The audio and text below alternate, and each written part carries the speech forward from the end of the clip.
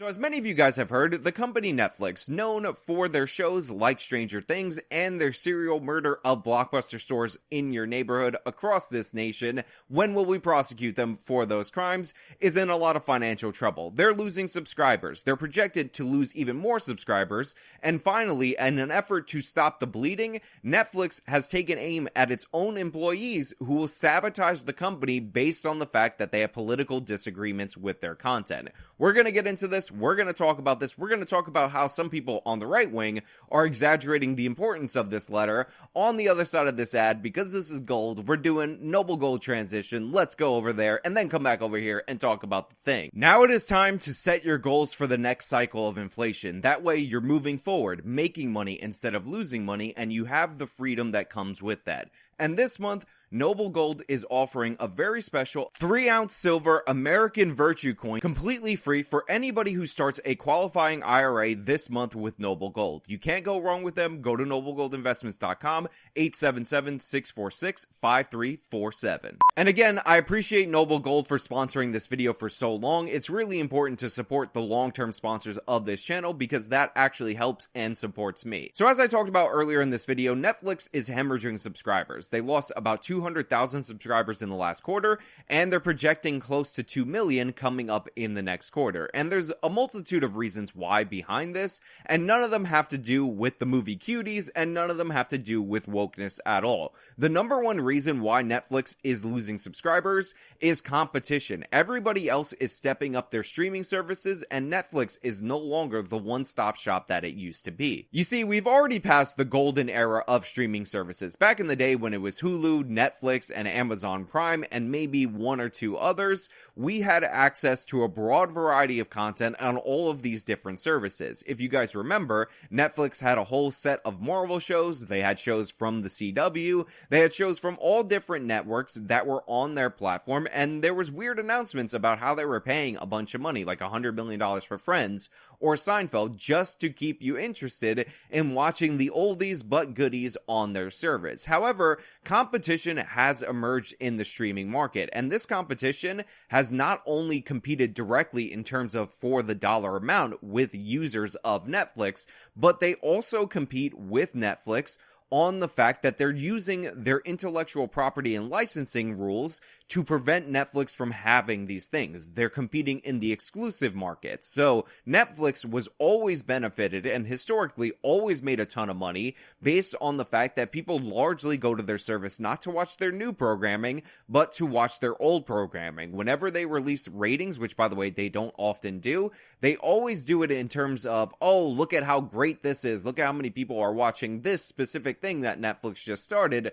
but they don't talk about how the bulk of their views is and has always been older shows that belong to other networks that are now setting up streaming services. So the first thing that you need to know about Netflix overall is the fact that they're losing money due to the structure of intellectual property rights on these streaming services, and not necessarily due to the fact that they're going woke with their original programming. However, their original programming does in fact play a role in why they're losing money, because one of the problems that Netflix has is if they can't draw people in with other people's IPs, that means they have to create or purchase their own intellectual properties. And the Netflix shows have dropped off in quality significantly. Even their good shows have shown worse and worse returns on the further seasons. Perfect example of this is Black Mirror. It was great to watch the British seasons that were actually BBC done, or they were done somewhere on the British networks. I don't know if it was specifically BBC. And Netflix for a while seemed to be carrying that torch. But the last season of Black Mirror, the one with Hannah Montana and the Disney Channel Adventure, was terrible. It put a lot of people off the service. The subsequent seasons following the first season of Stranger Things weren't good, although 2 was worse than 3, and the kids are growing up, so obviously that IP is going to die. Netflix just keeps cramming this content out there, and they're not getting those big cultural phenomenons like they used to. Also, a huge problem with Netflix, and it's one of the reasons why you see the other streaming services diverting away from this business model, is the fact that they release all of their seasons, all the episodes in one season, in one shot. So if you're somebody who's waiting for a specific show, you don't really have to pay for Netflix throughout the course of the year. All you have to do is pay for it when the show comes on, or get a free trial, 15-day, 30-day, or whatever, binge the show you want, and then cancel it before you're charged. Or minimum, you're only paying for 1 month of content. So people who are excited about the good Netflix shows, which are now fewer and far between, don't really have to pay all that money for Netflix, because the way that they release the episodes is not conducive to hooking you in. Now, theoretically, you could do the same thing with Disney Plus. If you were interested in The Mandalorian, you don't have to subscribe week to week for the 8 weeks for them to release the show. What you could do is wait for the show to come to its conclusion, then subscribe or start a free trial or whatever,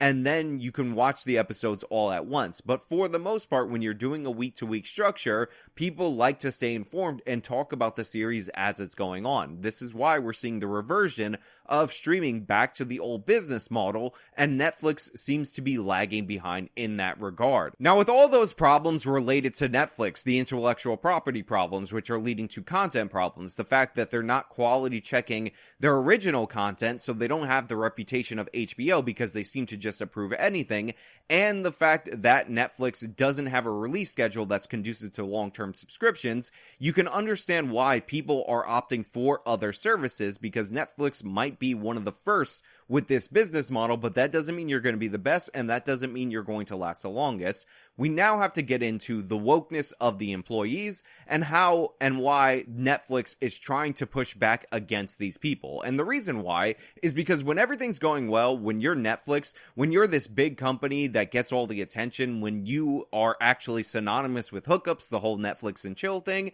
you're the only one on the block, you can afford to have complaining, whining, and stupid employees that are actually working against your company by doing things like, complaining about the content that you've already paid for because it bothers their sensibilities. So Netflix for a long time has let this wound fester. Netflix for a long time has tolerated all the negative media headlines that quote people from within Netflix that are complaining about how the content that is paid for by Netflix that actually draws people into Netflix is actually not woke and not 100% progressive. And one of the biggest examples of this, obviously, is the whole Dave Chappelle thing. Dave Chappelle spent a long time on hiatus from the world. He left his Comedy Central show. It was one of the most anticipated returns in the history of comedy, and Netflix had the exclusive rights to his return to comedy. They had the exclusive rights to his special. This was a huge event. Undoubtedly, a ton of people subscribed to see their favorite comedian return to stand-up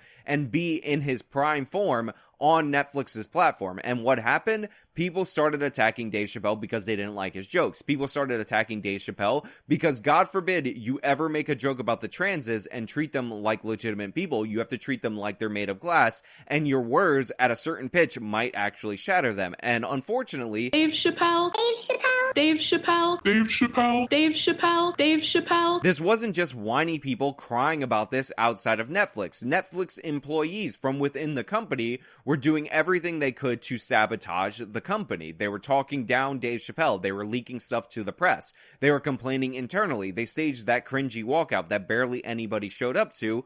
Everything and anything to undermine the company because they wanted to take a stand, because these little brats and millennials and Zoomers were taught at a very young age that their feelings take precedent over everything. And when your company's doing well, when your stock price is up, that may be a-okay. You may be able to tolerate that, but you can't have people from within your organization militating against your organization for long if you want that organization to thrive into the future. And this is the backdrop that caused the Netflix CEO or whoever wrote this to update their policy on creativity and expression at the company and tell these woke employees to stop crying and just quit their job at Netflix if they don't like the content. Let me read you from the article. As employees, we support the principle that Netflix offers a diversity of stories, even if we find some titles counter to our own personal values.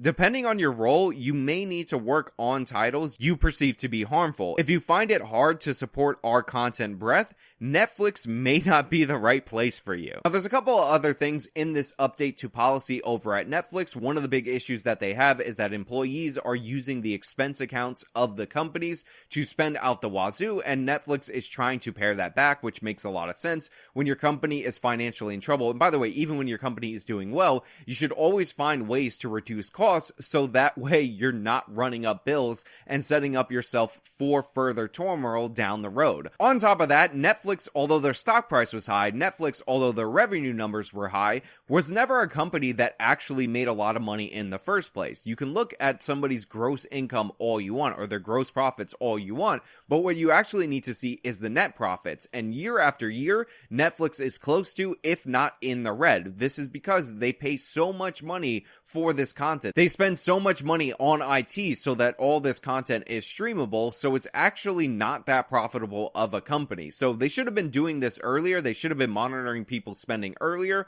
But again, it's good to see that this company appears to be making a pivot in the direction of saying, hey, look, if you don't like our content, if you're not into it, don't watch it. That's a you problem. There's a new feature on Netflix where you don't have to watch things that you don't like or you're not interested in. Maybe you should try that out. I think that's great. I think that's fantastic. And I'm so glad to see that these companies are trending in this direction. Maybe Elon Musk buying up Twitter, maybe him trying to set a precedent for big tech, does actually have an impact on companies across the board. Maybe it's influential people like Dave Chappelle who are saying, hey, look, I signed this exclusive deal with you, I'm working with you, and everybody at the company is trying to attack me, and they're going against me and acting like I shouldn't be here. I'm Dave Chappelle. I can go anywhere I want and get any kind of deal that I want. Why are you, Netflix, the company, allowing all this nonsense to go down? Now, I'm not necessarily saying that Dave Chappelle did that or somebody on the Chappelle team did that. I do think that the overall problem with Netflix is that they're in financial trouble. They're a vulnerable company,